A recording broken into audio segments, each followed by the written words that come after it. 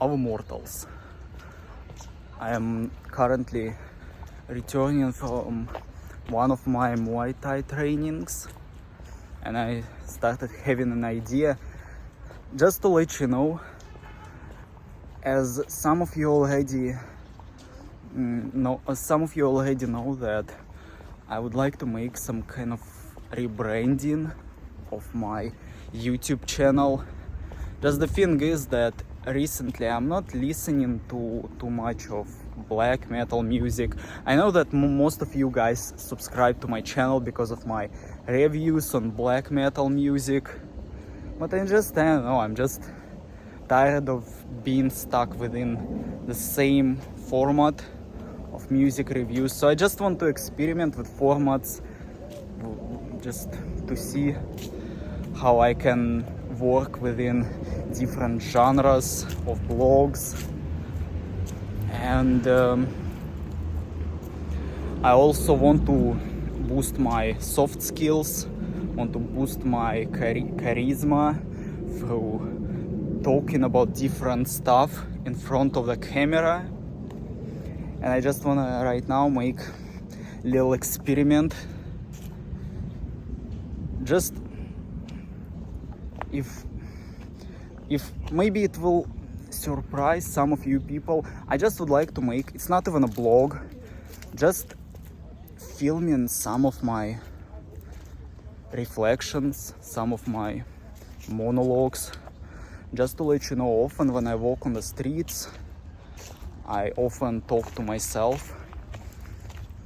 I know it might sound a little crazy to some people. I want to be honest, I don't care. It's simply, I remember many times people noticed it, and I've got some weird looks and questions. Who are you talking to? Why are you talking to yourself? But I have this habit, and in my opinion it's not such a bad habit, especially if you're an introverted person and you don't talk to a lot of people, especially about the subjects that you're mainly interested about. So I think it isn't such a bad habit. And the thing is that now it's a sunny day in Berlin. I'm just walking. So I want to try to record some of my reflections, some of my monologues with myself in this video, just to see how well it will go, how it will work out. It's not just about music, it's about it can be about different stuff.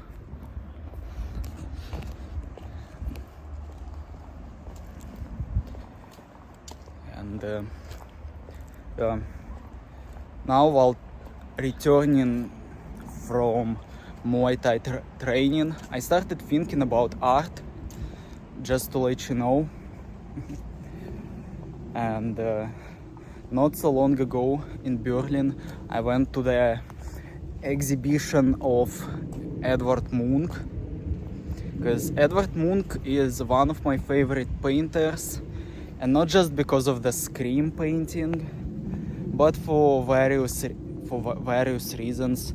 I'm really interested about researching on his biography.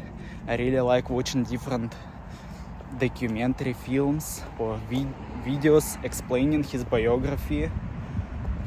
Also, I like the prehistories of some of his paintings. Also aesthetically, I like his style. I like his paintings a lot. And the thing is that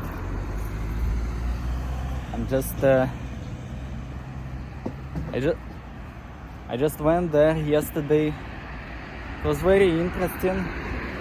One of the things that surprised me from Edvard Munch's paintings is that how huge they are. I like them aesthetically. I like how they look. Especially I like the lithographies, which were mostly black and white. And they were amazing. They looked like... Very noisy here. They looked a lot like black metal album covers, really. This is what I liked about it. I liked such paintings as The Vampire. I liked what else did I like? Melancholy. There were also many other paintings, like the Envy or Jealousy. Also the Snow Shovelers, Red and White, etc. Two Lonely People, also an amazing painting. I really enjoyed that exhibition. Besides that exhibition, besides the Munch exhibition, there was also some other modern art, and some of it I liked, some of it I didn't. But the thing is that one of the things that I realized that, and that I thought about not so long ago, is that I'm not really impressed by the abstract art. I have nothing against avant-garde, especially the Russian avant-garde. It's interesting, it has its own right to exist, but in my opinion it's not something that I would come to the museum for. Because I remember when I've been to Paris and I went to Louvre, for instance, when I saw many Greek Roman statues, and this is the most exciting section of Louvre for me, Greco-Roman statues. I really enjoy them. I'm really interested about the sculpture as art, even though I'm not a sculptor myself. Just a moment. I needed to cross the road. So I'm not a sculptor myself, but I really like sculptures, especially the marble sculptures. And the thing is that when I've seen some paintings from there, such as Pandemonium, especially considering how huge that painting was, and I also was excited about seeing one of Caravaggio's paintings. It was amazing. It's especially one of the things that surprises me about seeing paintings in real life, especially one of the things that really surprised me about seeing paintings in real life, especially those that I was interested about for many years, is that how huge many of them are. For instance, same Edvard Minch, his paintings are giant in real life. Well, at least many of them. And there is no TV in the world to show some of those paintings in the natural size.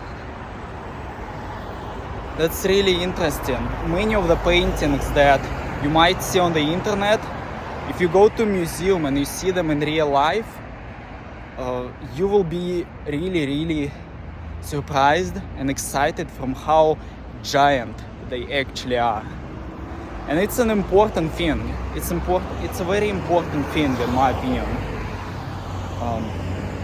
Because one thing, when you see a painting, of course you can see painting anyway, and you can enjoy it, you can like it a lot, but one thing to see a painting on the screen of your computer, okay, or maybe on the screen of your phone,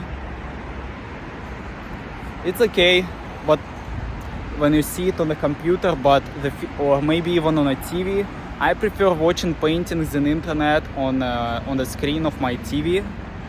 It's much better, but to be honest, it's much better to see it in real life, in just the way they were originally made. In my opinion, when you see the painting in its real size, it's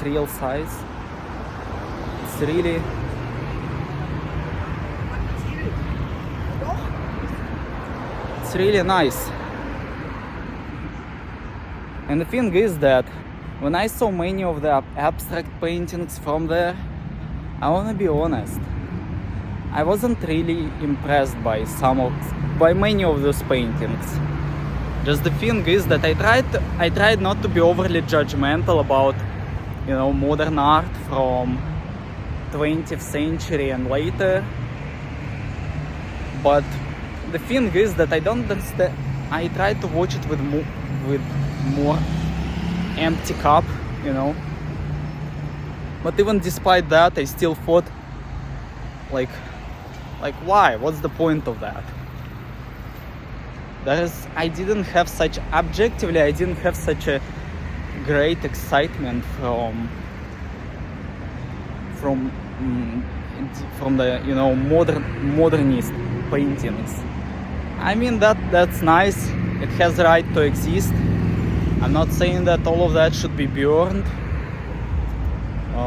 And actually researching about the avant-garde, especially Russian avant-garde, it was interesting. But the thing is just, I was not that impressed when I saw some of those paintings in real life. Just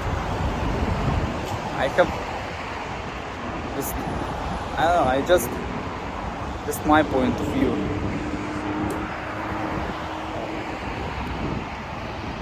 So this is just what I wanted to tell. And also one more thing about talking about paintings.